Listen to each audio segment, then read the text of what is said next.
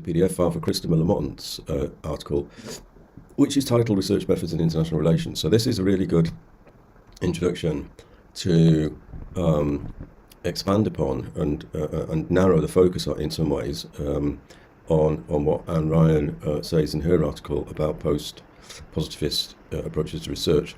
Anne Ryan is a general approach, but in terms of focusing, what Christopher Lamont's article does is it allows us to focus very specifically on the discourse on international relations and security studies, which is what we're studying.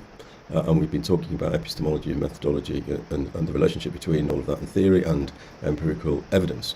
So what Lamont does is it gives a brief introduction, talks about the history and the evolution of the discipline of international relations, and with that in security studies being a sort of subdiscipline of IR. So he talks about the history of IR and insofar as it relates to methodology, and he gives a brief introduction to that. As a field of study, international relations emerged after the First World War. Aberystwyth University is cited as being one of the sort of important institutions in all of that. It will be noted that, generally speaking, there is an absence of discussions about international relations and security studies and methodology in the literature. So in the textbooks, we do not see discussions of methodology in IR. So Lamont's article is interesting because he specifically focuses on this issue, which is a good thing. So, it's noteworthy, I think, that observation that in the textbooks, in IR and security, you will not see discussions that explicitly deal with the issue of methodology. And in a way, this is why we've turned to the assistance of Anne Ryan to generally speaking, set out the distinction between positivism on the one hand and post-positivism on the other.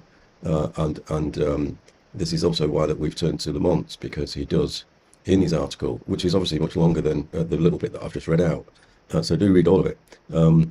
Lamont does tackle this issue head on. So this is straight out of the sort of classical team-based learning approach, as it were, to teaching.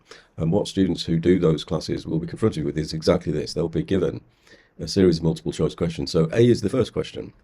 And we have to be careful in a sense that we need to be just a little bit sensitive to precisely what the question is asking you to do. So in other words, these questions can say which of the following is true, but they can also say which of the following is false, and we need to be a little bit careful about that. So if you look at A, according to the article by Lamont, which of the following is true, when we compare that to B, according to this article by Lamont, which of the following is false, we just need to be a little bit careful that we're answering the question correctly. So pay attention to that.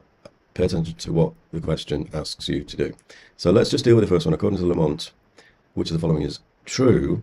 So the first one, and there's a choice of multiple choice of 4 questions. This is a pattern that repeats itself throughout the entire paper, as it were. There are several of these. Another approach that's been taken from the classical team-based learning approach is to provide you with an application exercise.